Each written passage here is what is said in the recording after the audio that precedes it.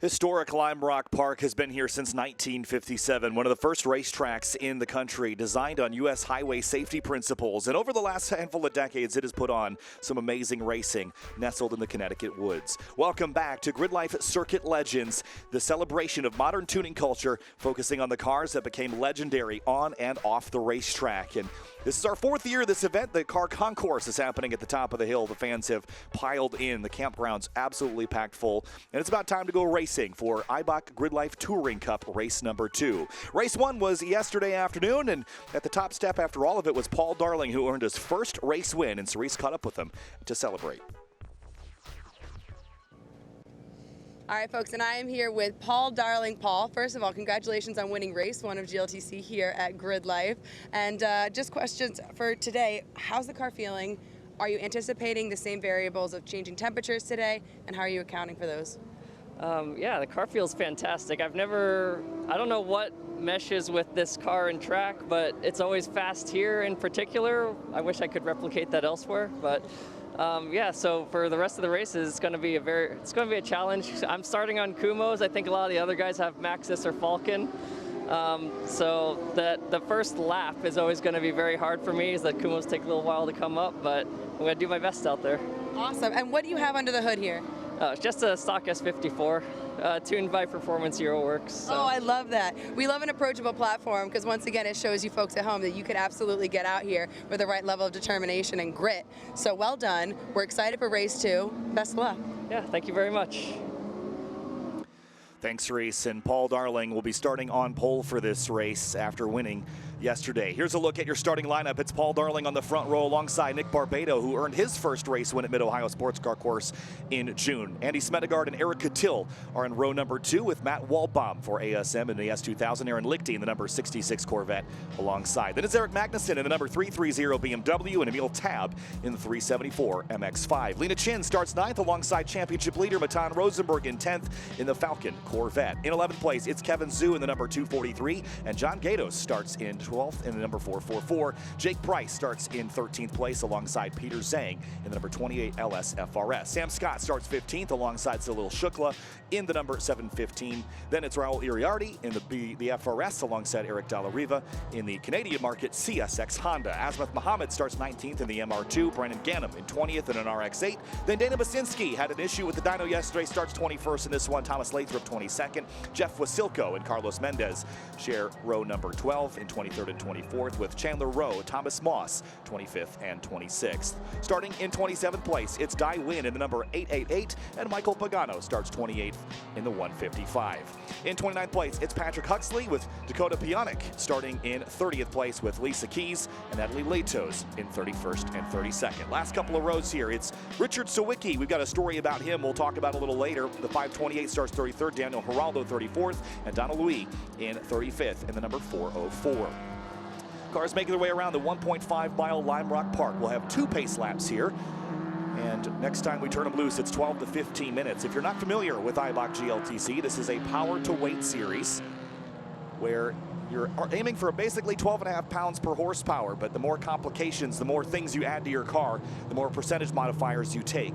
There's modifiers for engine displacement, for aerodynamics, and the more weight you have, the more tire you can get, and it balances cars that are nearly 1,000 pounds apart pretty well. 35 cars is a lot here for Lime Rock Park. In the past, we had split this into 2 fields when we had about 50 entrants, and this year only 35 spots available with the introduction of the GRIDLIFE GT races that we'll see in a little bit.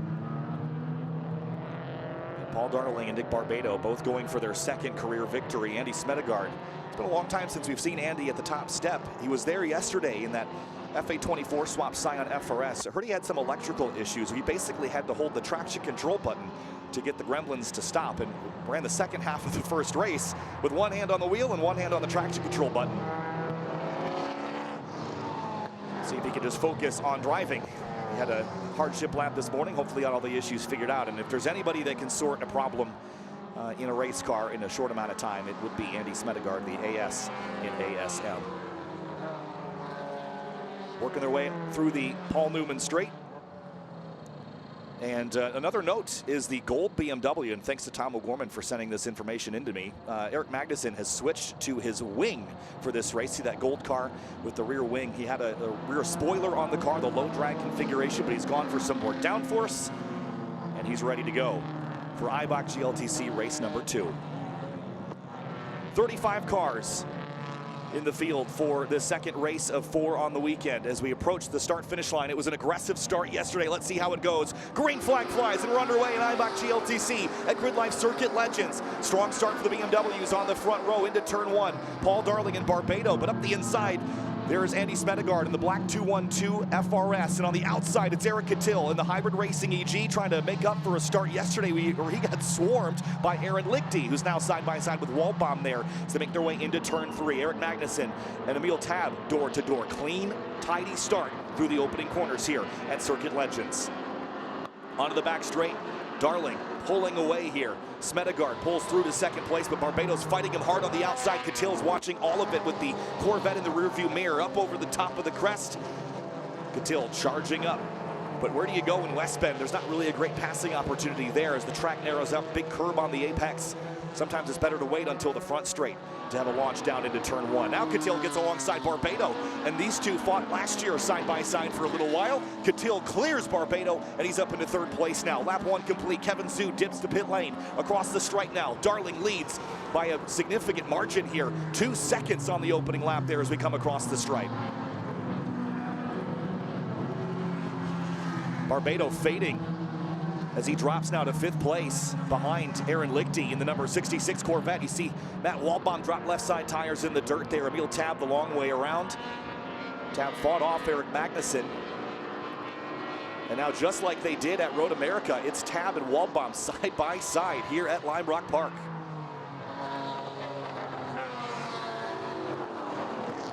Into the uphill. Watch Magnuson in the big BMW, the LS M3, trying to figure out how to get around 2 cars that are door to door. And up front, the 2 drivers that fought yesterday for the race win. It, of course, was Andy Smedegard that had the electrical issues that dropped him out of the lead, but now going toe-to-toe with Paul Darling. 1.4 last time, 0.9 this time, so a little gain for Andy. Running down Darling from a little ways back. There's Kutil, 2.1 seconds back from the race lead with Aaron Lichty all over the back. These cars are nearly 1,000 pounds separate in their builds. A rear-wheel drive mid-engine Corvette fighting up against the front-engine, front-drive Civic from 1992. A build that Eric Kutil built to look like a JTCC car. Fits perfectly into the Circuit Legends idea of celebrating the cars, of tuning culture, and of grassroots racing. There's your championship leader, Matan Rosenberg, ahead of Silo Shukla. That is down in 10th place, then Eric Dalla Riva and the MR2 of Azmath Mohammed. Just outside the top 15 for those drivers. There's Kutil. Andy Smedegard had the best lap of anybody last time by. And across the stripe, here comes Paul Darling leading the way. And joining me now is Dewey DeWitt. I know you had an unfortunate tail end of that session, a little bit of oil here and there, but Dewey's back and we're racing at GLTC. Man, I missed out. I'm so excited to be a fan in this perspective. This is amazing. Yeah, best perspective in the house, I have to say. And we're watching Paul Darling, who just scored his first win yesterday, run from Andy Smedegard. Andy's running him down. Look at the best lap delta, 3/10 quicker for Andy last time by. Hey, I just want to throw this out here. That's a Subaru-powered BRZ. It is, an FA24. Yes, it is. And he had some electrical issues with it yesterday. He had to basically hold the traction control button to keep the engine from cutting in. One hand driving, one hand on the traction control. Look at him wiggling over the top of the crest. Oh, that's incredible. He takes so much better of a line over that than I do. Yeah, he was actually quicker than James Houghton's TCR car in the uphill using our Firelapse Firelink data yesterday, so he's really pushing. It really goes to show how good that chassis is. It's incredible. I mean, well, it's not, you know, poo on that E46 either, but, you know, the BRZ for what it is incredible. And again, with all the, you know, the modifications and the aftermarket supporting it now, look at Paul Darling struggling a little bit to get the car turned in for turn 1. They went toe-to-toe yesterday, but Darling drove away at the end of the race. But Andy's keeping him honest here, and all the while Kutil and Lichty fighting for third in the background. 2 battles, 1 for first, 1 for third. So I'm assuming Paul is a little bit heavier of a setup too. I bet you that actually favors Andy really well here. Light cars really like this track. Yeah, he's running an S54, Darling is, and there's only one V8 car in the top 10, two V8 cars in the top 10 now. Magnussen, actually, it only is one because Rosenberg's been bumped back to 11, so it's been a light car weekend so far, to your point. Yep. But how do you find an advantage here with that lighter car when your main passing opportunity is down into turn 1? Honestly, you can set yourself up for that passing opportunity, though, by having just incredible min speeds. And Andy's going to be able to hang right on his draft right till braking point. He's going to be able to brake later because his car's lighter. It just is what it is. You know, that's probably the big thing that's holding the C8 behind Kutil right now is his weight. He's probably running them down on the straights, but he can't go into the brakes the same way. Yeah, that's Eric Lichty debuting that car in GLGT at Mid-Ohio. Big slide for Eric Kutil. That car pivots around the front like a shopping cart. And best lap delta between Lichty and Kutil. It's Lichty by 1/10 of a second. Anybody who says front-wheel drive is easy to drive is so wrong. These guys are having to wheel these cars, and I mean, Kutil's amazing. He makes it look easy, but it is not. It absolutely is not. The amount of setup that goes into that car as well, the setup sheet that Kutil has on the car is so extensive, and the differential on that thing might as well be magic because that thing rotates like nothing else. That guy's my spirit animal, I swear. I love him so much. If you guys aren't following him on YouTube, you really should. Yeah. It's incredible the amount of work that goes into his car. Big sparks from the rub blocks underneath the car. They're all getting on the outside. Yeah, they're not afraid of the curbing back here. Here's a couple more BRZs going at it. Whoa, one's a K-Swap, one's an FA24. The white one's an FA24 car. Donald Louis started at the tail of the field. Dai Wynn's got a K24 car. And Michael Pagano in one of my favorite cars, the 116i hatchback. Have you seen the alignment on the seams legit, guys? So it is, I know that it's asymmetrical. Very asymmetrical. They're running literally positive camber on one side, huge amounts of negative camber, and they said throughout the weekend they were going to be working with wedge and just jacking the rear up so it would use the inside front. And it seems to be working. The more they mess with it, the faster they're going. It's kind of incredible. Yeah, this is a great car. And if you'd like a poster so cool with this car on it, during lunchtime, we have our Eibach GLTC fan walk. You can get a poster with that car on it, with Alan Newsom's Mercury XR4 Ti, and with Tom Panzarella's Volkswagen GTI. So basically all the coolest cars. yeah, basically. Awesome. I will be there for that, sure. Dalla Riva, Sam Scott, Azmat Muhammad, Dana Basinski. Look at this battle here, Dewey. Right over the hill, too. These guys are right on each other's bumpers. You have to have so much trust with the guys around you to be able to do that. That's incredible. So close here. And Azmat Muhammad's having a really good weekend. And they're all chasing just up the road. There's Jake Price in the Louisville wide body. MX-5 popping a line there on Peter Zhang. That's an LS swap FRS ahead of him. So there's just a mix of everything in this field.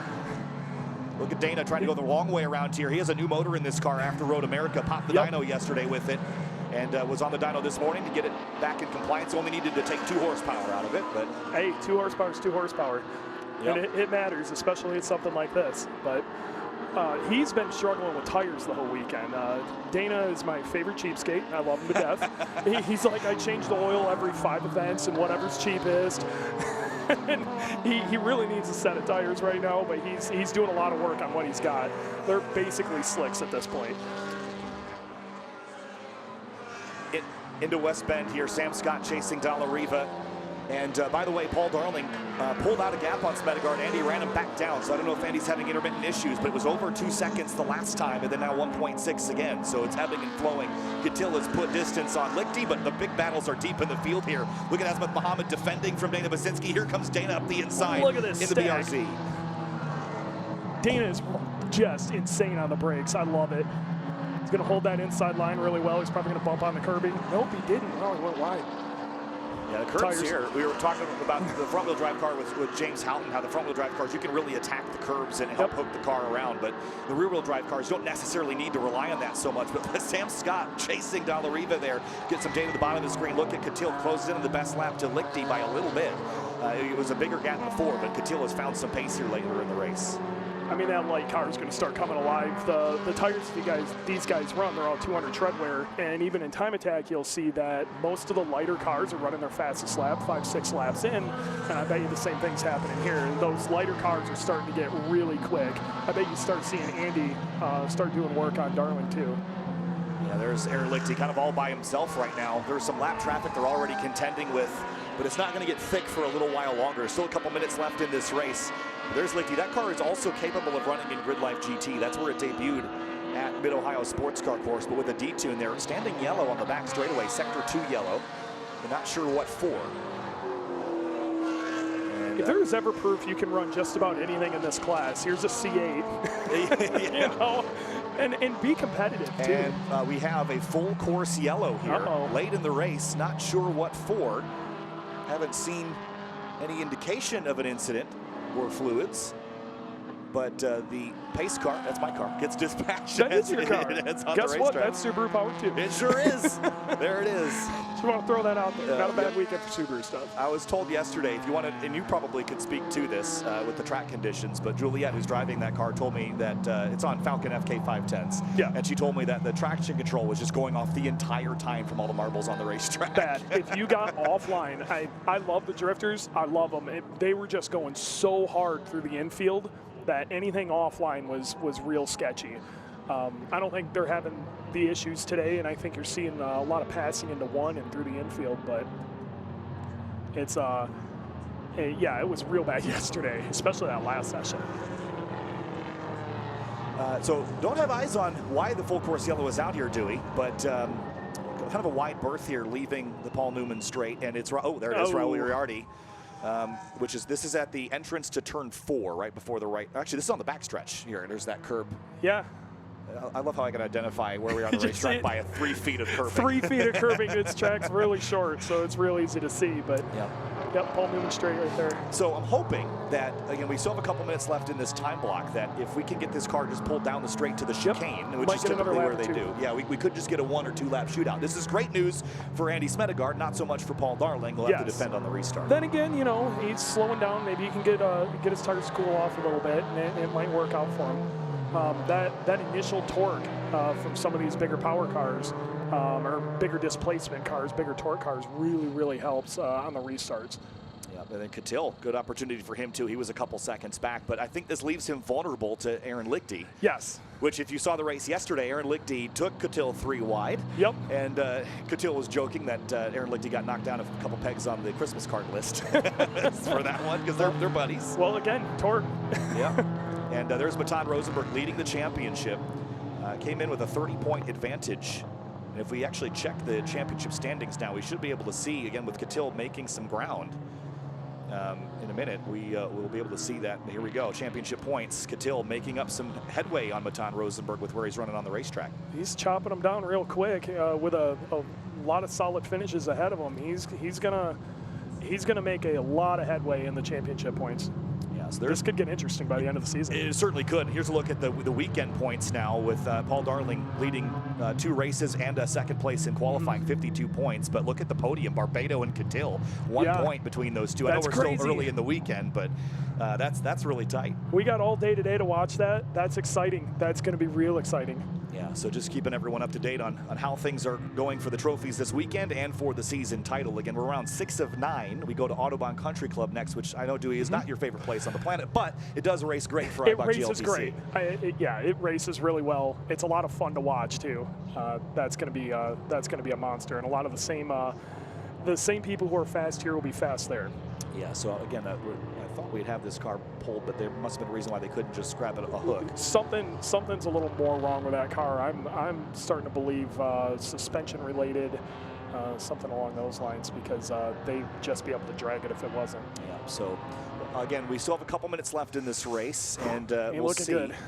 Yeah, it's not, is it? No. So again, we have had a pretty good race yesterday. We went green the whole way, and that was fun to watch. There's Sam Scott, by the way, this Duratec Swap NCMX5, really cool car. He was up in the mix last year at the front, and right now scored in 17th spot, right behind Asmath Mohammed.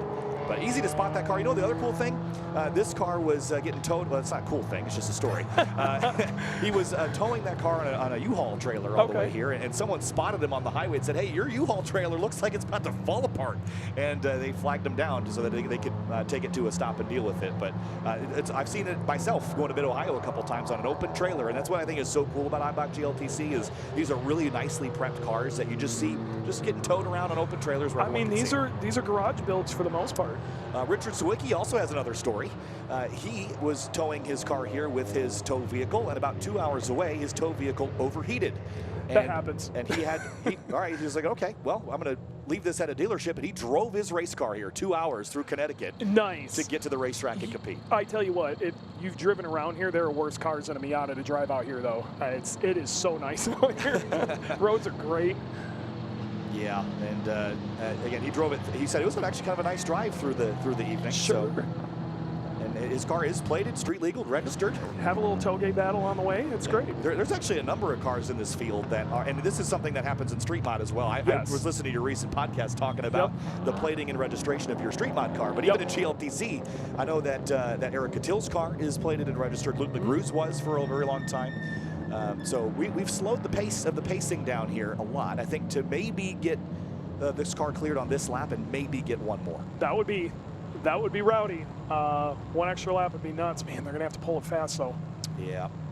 So again, and this is because the track is pretty short. Yep. That we kind of have the opportunity to do this, but we'll hopefully not come back around to a checker. But they're going to give the safety team as much time as possible. Paul Darling would love to get a checker instead of a green. He's got a yeah, obviously, but he's had a little bit of time to let his tires cool. I think that actually might work to his advantage. If it was maybe only 1 or 2 laps, that probably would have worked out for Andy more. But at this point, I think it's about a draw. Yeah, there's a lot of marbles out here as well. They did a nice track sweep. We haven't seen drifting on track yet today, so that's going to help. But you see drivers weaving back and forth to clear the marbles off, get these cars in the best possible condition for this restart if we get one. Oh man, 1 lap throwdown. This is going to be good. All right. Well, they got moving on the hook here. Yeah, there's got to be something really messed up. Yeah, I think it was something mechanical. All right, well, I can tell you from my point of view, I see a white flag and a green flag, Dewey. So nice. you want a 1-lap shootout here at Lime Rock Park? Go. Let's do it. GRIDLIFE Circuit Legends. We're going to throw down here with a 1-lap, 1.5-mile shootout between Paul Darling, Andy Smedegard, Eric Kutil, Aaron Lichty, and Nick Barbado. Oh, this is going to be good. This is going to be real good. You're going to get a pretty good race the first race man, of the booth here. How did I get this lucky? This is awesome. So, tense moments here. Lights will shut off on the pace car in just a moment. The mentality you have to be in for a restart like this, you've got to get super hyped. But if you get you'll make a dumb mistake if you get too hyped. Everybody in this line has got a plan. Everybody's got a plan. It's all going to go out the window as soon as that flag waves. Mike Tyson once said, "Everybody's got a plan until you get punched in the mouth." There you go. Well, lights are out. We're going racing. It'll be 1 lap for Paul Darling, for Andy Smedegard, for Eric Kutil. It's about to be a dogfight here at the front of the field. Some of these drivers care about the season title. Kutil's one of them. Some don't care about that at all. It's just for the weekend trophy. It's just for the sticker you get to put on your car after winning a race. Here we go. Green flag and white. Last lap here. An Eibach GLTC Race 2 from Lime Rock Park. Kutil's all over him. To the outside here in turn 1. Paul Darling leads the way. All right, he's got him. And Smedegard hangs on for now. Looking for 4th, though. Aaron Lichty has got his hands full. Yeah, he does. He's got a pile of them behind him. Oh, look at this. Smedegard trying the outside. Kutil's going to get his nose in there. It's going to be tight. And he does. He gets overlap, but what do you do with it on the outside of turn 4? Not much. Yeah, here's Andy right behind Darling. He lifts, and Kutil's going to have a run. He's going to be on him going under the uphill here. This is wild. You can see that torque working for him, though. He's going to open the door for Paul Darling to climb the hill. Big wiggle for Andy. This is so exciting. I love this so much. Into West Bend here. Coming around the last 2 corners here at Lime Rock Park. Kutil popping out of line, trying to fade. We're going to get a draft to the end.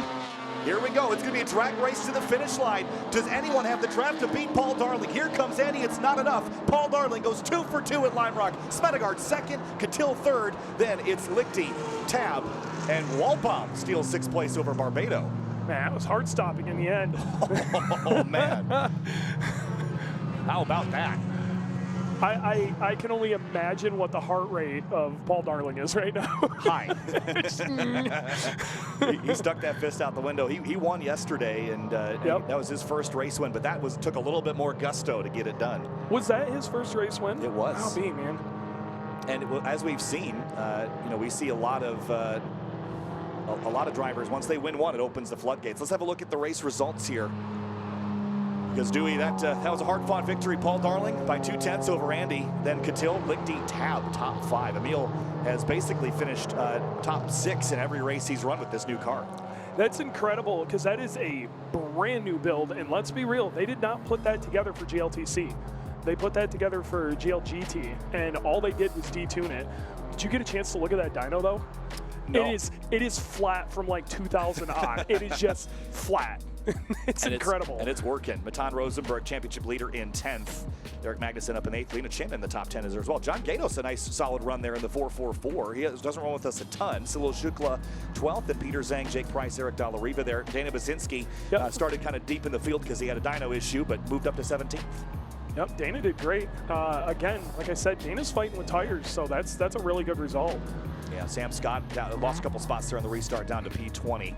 And Don Louis from the tail of the field up to 21st. Nice strong run there. Michael Pagano we talked about in the 155. Jeff Wasilko, one of the locals here. Brian Ganem, another. And Natalie Latos, Daniel Geraldo up a couple spots from the start after starting tail for an incident yesterday. And Richard Sawicki, Lisa Keys, and of course Raul Iriardi had that issue, and then Kevin Zhu pulled off a little earlier in the race. Dewey, thoughts on race 2? Pretty fun. Yo, this is the best. It's really cool to be a fan, and it's even better to be a fan from this view. If you have not come to one of these events and watched this racing, you are so missing out. It's so good. Well, let's have a look at the highlights here from Eibach GLTC race number 2. It was a fun one. And at the green flag, Paul Darling, Nick Barbado were side by side, and Kutil almost had taken 3rd place away from Andy Smedegard, but couldn't quite get there. Then Nick Barbado fell back a little ways, and Aaron Lichty slotted himself between those two. And then it became battle between Andy and Paul, lap after lap, and then for 3rd place between Kutil and Lichty. Big wiggle there for the 55 as Andy ran him down. And with Raul Iriardi having some trouble, it would later bring out a full course yellow. There's Matan Rosenberg chasing John Gatos. Aaron Lichty kind of found himself on his own for a little while in that number 66, but the full course yellow came out. And on the restart, it was a 1-lap dash where Paul Darling did a great job holding off Smedegard, staying defensive enough that he was able to hold him off and win his 2nd race of the weekend and 2nd race of his career. He leads the weekend championship standings and wins at Lime Rock Park.